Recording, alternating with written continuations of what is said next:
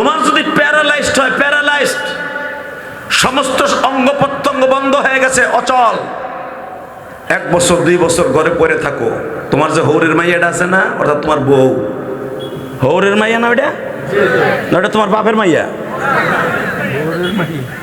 তোমার হৌরের মাইয়া 2 বছর পর কি কইবো জানো? এটা মরলে আমি ডুয়েল সিম নিতে পারতাম যদি যৌবন থাকে। তোমার বউ 1 দিন 2 দিন 3 দিন ঠিক মতো খাওয়ান দিব, আতর দিব, যাতে গন্ধ না কয়, কারণ পায়খানা প্রস্রাব তো এখানেই করবা। 1 বছর পরে এমন এক সময় আসবে তোমার গলা চিপ্পা মাইরে ফেলতে পারলে সে ছাড়বে না। আমার মালিক বলে, সবাই তোরে ফেলাই দিলে আমি ফেলবো না, আমি তোরে ফেলবো না।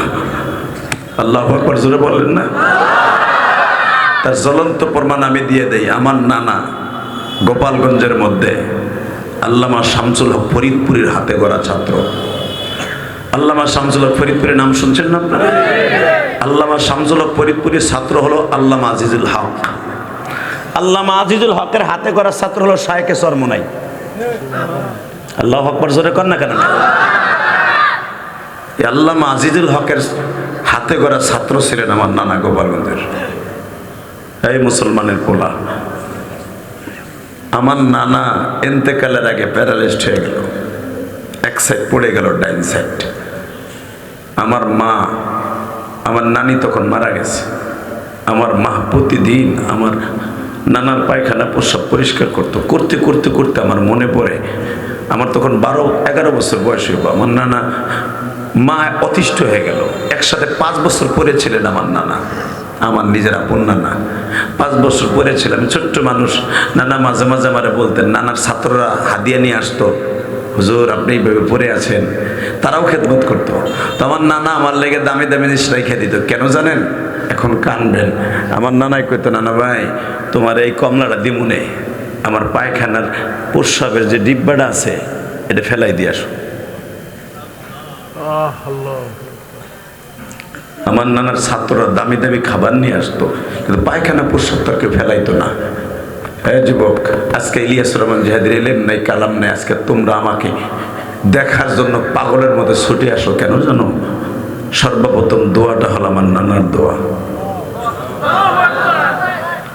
আমার নানা একদিন জীবনের শেষ দোয়া, আমার নানার শেষ দোয়া, এই কোরআন হাতে নিয়ে বলছি, শেষ দোয়া। আমার নানা আর আমারে দোয়া দিবে না, আমার নানা চলে যাবে আমারে রাইখা। আমি বড় বড় লম্বা লম্বা সেপার আছে না ছিলাম, দেখে নিও। এই দেখছেন না, এক একটা মাহফিলে প্রায় 30-40 হাজার করে মানুষ আসছিল। হাফিজের দায় আমার দাও। এই মুসলমানের বলা, আমি নামছি হাফিজ উঠছে, আবার আমি নামছি হাফিজ উঠছে, আমি উঠছি হাফিজ নামছে। গতকালকেও 2টা মাহফিল করে, প্রতি আর তার আগের দিন 2টা মাহফিল করছি, দিনে একটা রাইতে একটা। সেটা করে জানেন?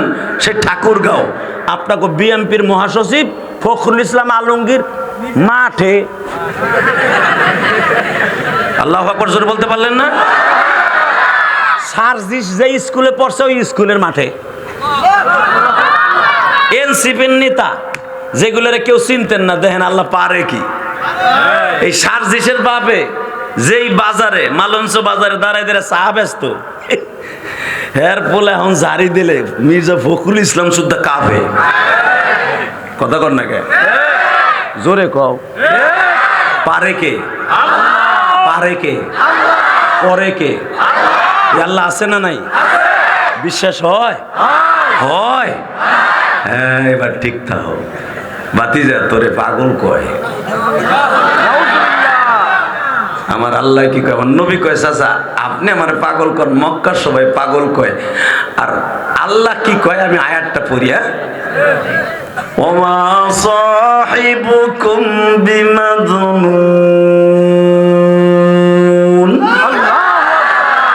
নবী আপনারা যারা পাগল কয়, ও হলো পাগলের গোষ্ঠী। খালি ও পাগল না, ওর বাপ পাগল, ওর দাদা পাগল, ওর 14 গোষ্ঠী পাগল।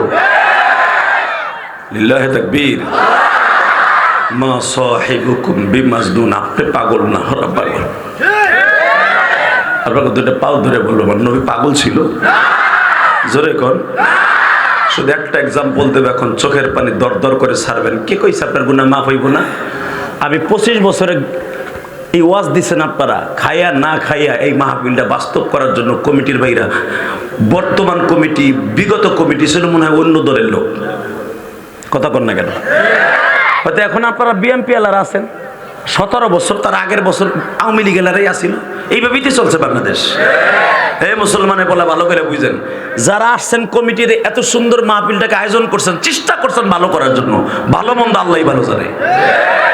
এই লোকটা একটা বছর, এই লোকটা একটা বছর, এই কমিটির লোকটা একটা বছর এই মাহফিলের জন্য মেন্টালিটি চেঞ্জ করে কেমনি সুন্দর করা যায়, কোন বক্তা দাওয়াত দিলে আমাকে একটু কালেকশন হইব, চোখের পানিও পড়বো, কারে দেওয়ান যায়।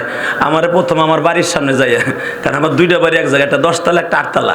আমি তো যে রাত থাই 8 তলা হেঁটে, আমার নিচে যে দেয় রাত 3টের সময় খারাই দিছে, এটাই হে খারাই থেকে কয় ওই যে আপনি বিড়ি খাওয়ার স্টাইল যেটা দেখেন আর জেমসের গান গাইছেন ওইটা দেখে আমাকে এলাকার পাগল। হ্যাঁ 3টের সময় আমার বাড়ির নিচে খারায় মনে করছিল একটা ঘুষে দিয়ে নাকটা ভাড়ায় হারাই দিই। ও কান্দনে ওয়াজ দেখে না, আমার বিড়ি খাওয়ার স্টাইল দেখছে কেন? এই মুসলমানের বলা ভালো করে বুঝেন, হে আমার দাওয়াতি দেয় এই 2টা ডায়লগ দিয়ে, এখানে আসার পর ওই ডায়লগ আজকে দেয়। যে বক্তার পাও ধরে ধরে বলছি, বক্তা দাওয়াত দেওয়ার আগে মানুষের দেখে ইউটিউবে কোন বক্তা ঝড়তলা বক্তা, ভাইরাল কোনটা, পরে দে লোক বেশি হইব, কালেকশন বেশি হইব। এই নিয়ত যাদের থাকবে খোদার কসম হেদায়েত হবে না। হ্যাঁ আল্লাহর পক্ষ থেকে যেটা আসবে, মুজাকারা করবা, পরামর্শ করবা, 10টা লোকে বসে যারে সিলেক্ট করবে তাকেই দাওয়াত দেবা, তার দ্বারা সব কিছু হয়ে যাবে ইনশাআল্লাহ। আল্লাহু আকবার জোরে বলো তো দেখি। তাকান এই দিকে, কোনো দিকে ঘাড় ঘুরবে না, মাত্র আধাটা ঘন্টা আমার দিক তাকাই থাকবে। কে বলছে আপনার গুণা মাপ হইবে না? আমি গ্যারান্টি দিয়ে গেলাম, আমি মুসাফির 8.5 ঘন্টা সফর করে মাহফিলে আসছে। 8.5 ঘন্টা,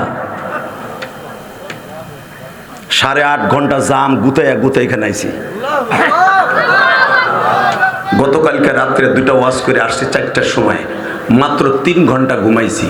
11টা 11:30টার সময় বাসাতে বের হয়েছি, এখানে 7টা প্রায় 8:45টার সময় এখানে এসে পৌঁছাইছি। শুধু আপনাকে 2টা পাও ধরে বলবো, যদি একটা লোকের চোখ দিয়ে পানি পড়ে আপনি মনে রাখবেন পুরো মাহফিল কামিয়াব হয়ে যাবে।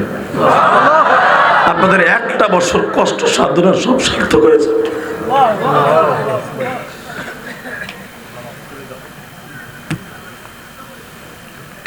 আবার নবী যখন বললেন মা সাহিবুকুম বিমাজনুন, ও চাচা কেন ওরা তো আরবি বুঝতো, বুঝেন না আমার কথা?